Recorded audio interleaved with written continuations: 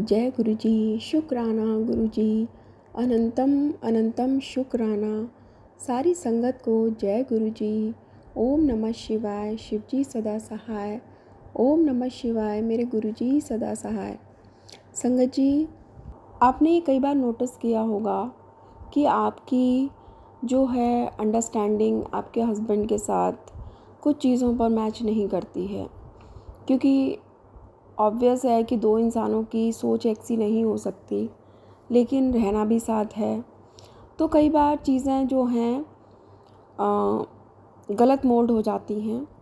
मेरे साथ भी ऐसा ही होता है। मेरे हस्बैंड की सोच कुछ अलग है और मेरी सोच काफ़ी डिफरेंट है उनसे। मेरा मानना ये है कि अगर आप किसी गलत चीज़ को गलत नहीं कह सकते तो आपसे बड़ा कायर इंसान कोई नहीं है। जबकि मेरे हस्बैंड का ये है कि अगर सामने वाला कुछ गलत कह भी रहा है लेकिन वो आपका कोई रिलेटिव है तो आप उसको चुप रहो, उसको कुछ कहना नहीं है आपने। तो यहाँ मेरी उनसे बहुत ज़्यादा इन चीज़ों पर लड़ाई हो जाती है कि जो गलत है वो गलत है, चाहे वो आपके अपने हैं चाहे वो कोई बाहर वाला है। वो मेरा थोड़ा सा ईश्वर के प्रति झुकाव ज़्यादा है। वो ईश्वर में बिल्कुल बिलीव नहीं रखते हैं। यहाँ भी हमारी काफ़ी आर्ग्यूमेंट्स होते हैं। उन्होंने मुझे अपने घर में मंदिर भी बनाने नहीं दिया है, क्योंकि जब हमने फ्लैट लिया था तो उन्होंने मुझे पहले ही बोल दिया था कि मंदिर हम घर में नहीं बनाएंगे। वहाँ पे वो एक हद तक सही भी हैं कि मंदिर की जो सेवा होती है हम उसको उस पवित्र तरीके से उतना नहीं कर सकते, और मंदिर में जो हम मूर्ति रखते हैं या जो भी स्वरूप रखते हैं वो साक्षात होते हैं। आप उनके सामने घर में ऊंची आवाज़ में भी बात कर रहे हो, कुछ गलत भी बोल रहे हो, तो वो ईश्वर आपके सुनते हैं। उनका मानना ये है। तो इसलिए उन्होंने मुझे मना किया कि कई बार घर में हम गलत भी बोलते हैं, ऊंचा भी बोलते हैं, तो मैं नहीं चाहता कि ऐसा कोई पाप कमाया जाए। तो उस बात से मैं उनकी एग्री हुई, तो हमने घर में मंदिर भी नहीं बनाया। बट उनकी एक आदत मुझे बहुत गलत लगती है कि वो गलत को गलत नहीं कह सकते किसी से भी, चाहे वो उनका अपना है, कोई जानने वाला है। अगर उसने कुछ गलत कह दिया इन्हें बुरा भी लगेगा, लेकिन इन्होंने ये नहीं बोलना कि ये गलत बात है।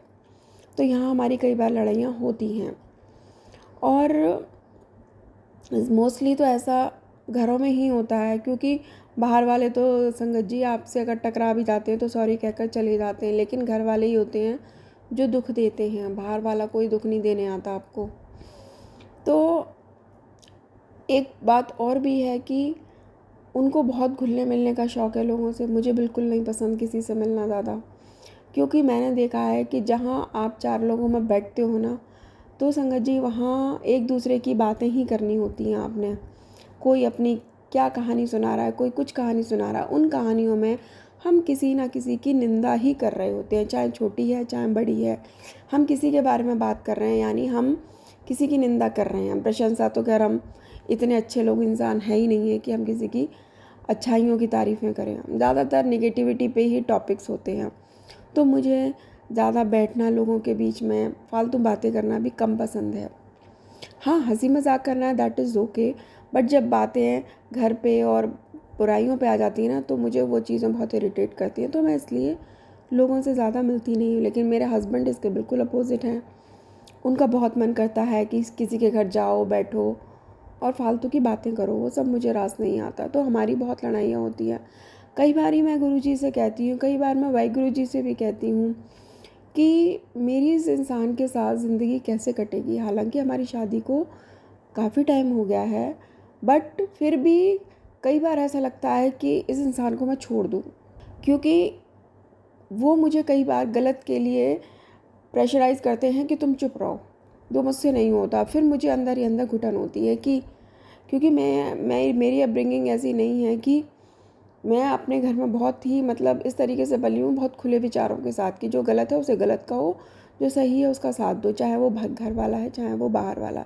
लेकिन मुझे कई जगह दबाया जाता है, तो मुझे बहुत गुस्सा आता है। मेरा मन करता है कि सब कुछ छोड़ छाड़ के चली जाऊँ, लेकिन रहना भी यहीं है। कई बार ये फीलिंग भी आती है कि किसी इंसान के बिना मैं ज़िंदा भी नहीं रह पाऊँगी। तो हम लेडीज़ लोगों के साथ एक अक्सर दिक्कत होती है कि बहुत ज़्यादा कन्फ्यूज़न में रह हो जाता है कि क्या करें क्या ना करें।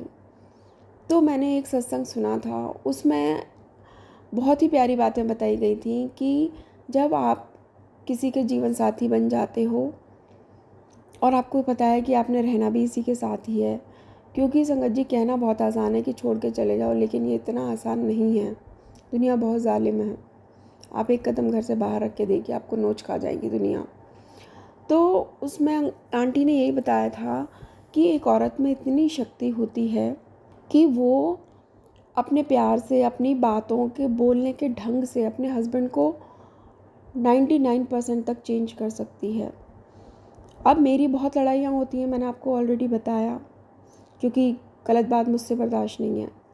बट अब मैंने अपने आप को थोड़ा सा मोल्ड किया है कि घर में क्यों कलेश की जाए, वो भी औरों की वजह से। क्योंकि अपनी आपस में हस्बैंड वाइफ की कोई लड़ाई नहीं होती। मेरा मानना काफ़ी हद तक ये है, हम लोग दूसरों की वजह से लड़ते हैं। तो मैंने अपने आप में एक चेंज कुछ टाइम से लाया है कि मैं, अगर उनको गुस्सा आ रहा है तो मैं या तो थोड़ी देर चुप हो जाती हूँ, या मैं उनसे बहुत प्यार से पेश आती हूँ जिससे कि उनका गुस्सा शांत हो जाए। तो उससे क्या होता है संगत जी, उस मोमेंट पे जो कुछ और गलत होना होता है वो नहीं होता। अब मैंने इस चीज़ को नोटिस भी किया कि इससे जो चीज़ें हैं वो बहुत जल्दी नॉर्मल होती हैं। आप खुद भी डिस्टर्ब कम होते हो, और अगर सामने वाले से आप प्यार से बात करते हो तो एक औरत में इतनी शक्ति है कि वो सारा कुछ अपने घर का एनवायरनमेंट चेंज कर सकती है। तो आप उससे एक बार प्यार से बात करोगे, 2 बार भी प्यार से बोलोगे, तीसरी बार भी आप बड़े प्यार से बात करोगे, अच्छे लहजे में बोलोगे, तो उस आदमी का गुस्सा अपने आप ही शांत हो जाएगा और ये जो तूफ़ान आना था घर में वो आते आते रह जाता है। तो जब रहना ही है, इसी घर में रहना है, तो क्यों कलेश करना है, एक दूसरे के साथ ही रहना है। तो ये आंटी की बात मुझे बहुत अच्छी लगी, क्योंकि एक औरत अपना सब कुछ छोड़ के आती है और नया घर बसाती है, तो उससे ज़्यादा शक्ति तो खैर ईश्वर ने किसी को दी ही नहीं है। और हमारे यहाँ तो वैसे भी औरतों को पूजा गया है।